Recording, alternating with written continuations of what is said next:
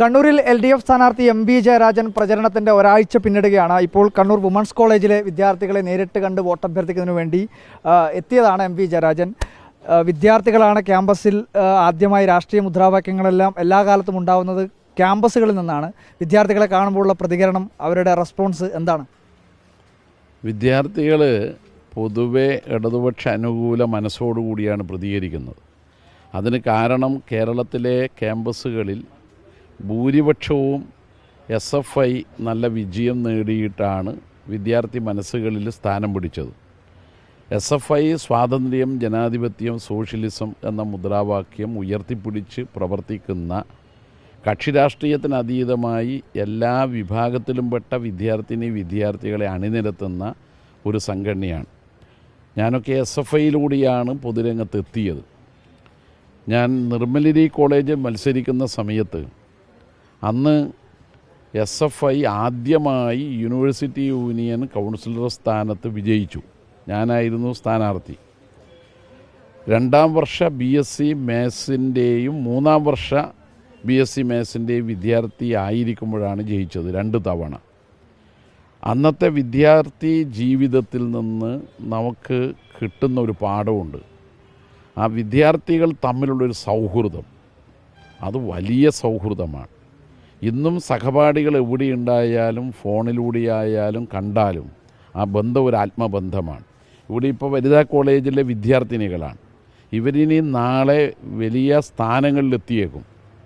ആ ഏത് സ്ഥാനങ്ങളിലെത്തിയാലും ഇവർ ഒരുമിച്ച് പഠിച്ച ക്യാമ്പസിനെയും ഒരുമിച്ച് പഠിച്ച സഹപാഠികളെയും മറക്കൂല. അതുകൊണ്ട് വിദ്യാർത്ഥി ജീവിതം വളരെ വലുതാണ്.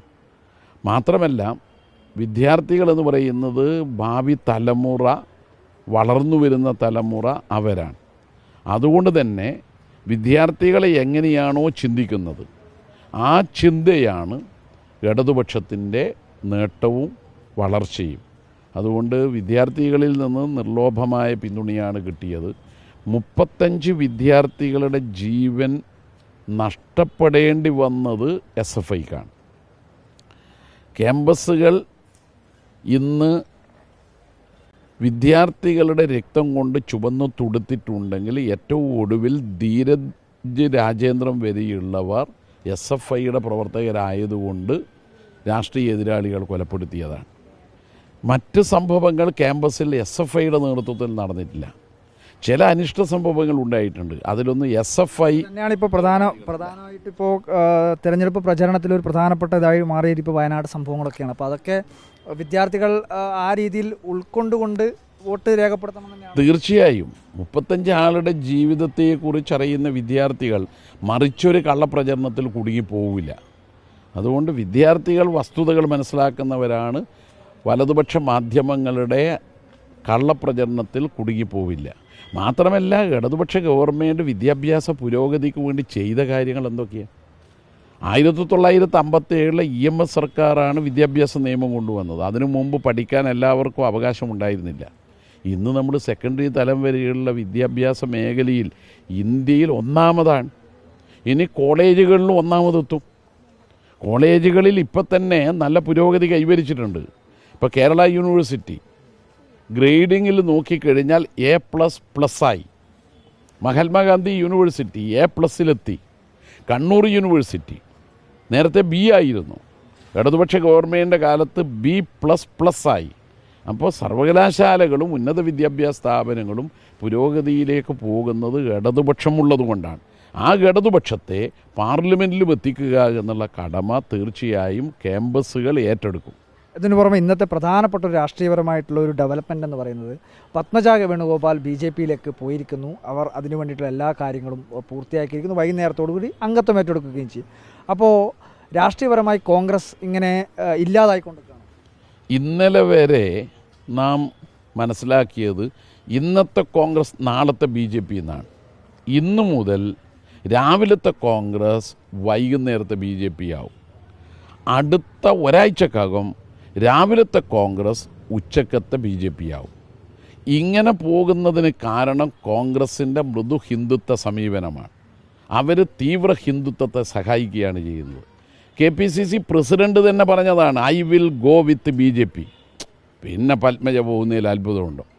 പത്മജിയോട് KPCC പ്രസിഡന്റ് പറയുന്നത്, പത്മജയെ അവിടെ പോയി പറ്റുന്ന സീറ്റ് കരുതി വെച്ചോ, ഞാനും അങ്ങോട്ട് വരാനിരിക്കുകയാണ്, എനിക്കും പറ്റുന്ന സീറ്റ് അവിടെ കണ്ടെത്തിക്കൊള്ളണമെന്ന് മാത്രമേ ഉള്ളൂ. അതുകൊണ്ട് കഴിഞ്ഞ തവണ കൈപ്പത്തി ചിഹ്നത്തിൽ മത്സരിച്ച രഘുനാഥ് BJPയിലെത്തിയിട്ട് ഇപ്പം താമര ചിഹ്നത്തിൽ ജനങ്ങളെ നേരിടാൻ പോവാണ്. കൈപ്പത്തിയാണ് കഴിഞ്ഞ തവണ കാണിച്ചതെങ്കിൽ താമരയിൽ നിന്ന് കാണിക്കണം. ഇതുപോലൊരു കോൺഗ്രസിൻ്റെ രാഷ്ട്രീയ തകർച്ച നാട്ടിൽ കാണാൻ കഴിയില്ല. അതുകൊണ്ടാണ് കോൺഗ്രസിനെ ആളുകൾ ജയിപ്പിക്കാത്തത്. ഇപ്പോൾ സോഷ്യൽ മീഡിയയിലൊക്കെ വരുന്ന കമൻ്റ് എന്ന് പറയുന്നത്, ഈ കോൺഗ്രസ് BJPയിലേക്ക് ലയിക്കുന്നതാണ് ഏറ്റവും എളുപ്പം. ഓരോരോ ആൾക്കാർ ഇങ്ങനെ 1 by 1 ആയിട്ട് പോകുന്നതിന് പകരം പെട്ടെന്ന് ലയിക്കുന്നതാണ് ഏറ്റവും നല്ലത്, അല്ലെങ്കിൽ ലയന സമ്മേളനം വിളിച്ച് ലയിക്കുന്നതാണ് നല്ലതെന്നാണ്. അധികം വൈകാതെ അതും നടന്നാലും അത്ഭുതപ്പെടേണ്ട. കാരണം കോൺഗ്രസ് എന്ന് പറയുന്ന രാഷ്ട്രീയ പാർട്ടി ഗാന്ധിജിയുടെയും നെഹ്റുവിൻ്റെയും മൂല്യങ്ങളിൽ വിശ്വസിക്കുന്നില്ല. ഗാന്ധിജിയെയും നെഹ്റുവിനെയും വിസ്മരിച്ച കോൺഗ്രസ് BJPക്ക് തുല്യമാണ്. ഓക്കെ, എന്തായാലും MV ജയരാജൻ പ്രചരണങ്ങളെല്ലാം പൂർത്തീകരിച്ചുകൊണ്ട് വോട്ടഭ്യർത്ഥിച്ച് മുന്നോട്ട് പോയിക്കൊണ്ടിരിക്കുകയാണ്. എന്തായാലും എന്താ ജയരാജേട്ടനുള്ള വിജയപ്രതീക്ഷ? ജയരാജൻ ജയിക്കുമോ? ജയിക്കും എന്നാണ് വിശ്വാസം. ക്യാമ്പസിലുള്ള ഇത്തരത്തിലുള്ള ചില കാര്യങ്ങളൊന്നും തന്നെ ബാധിക്കില്ല. എന്തായാലും അത്തരത്തിലുള്ള കാര്യങ്ങൾ തന്നെയാണ് ക്യാമ്പസിലെ വിദ്യാർത്ഥികളും പറഞ്ഞിട്ടുള്ളത്. വിജയപ്രതീക്ഷ തന്നെയാണ് LDF സ്ഥാനാർത്ഥി MV ജയരാജൻ കണ്ണൂരിൽ പങ്കുവയ്ക്കുന്നത്. വീഡിയോ ജേർണലിസ്റ്റ് ലിമേഷ് ചെറുപശിക്കും reporter Arjun Kalyad in reporter Kannur.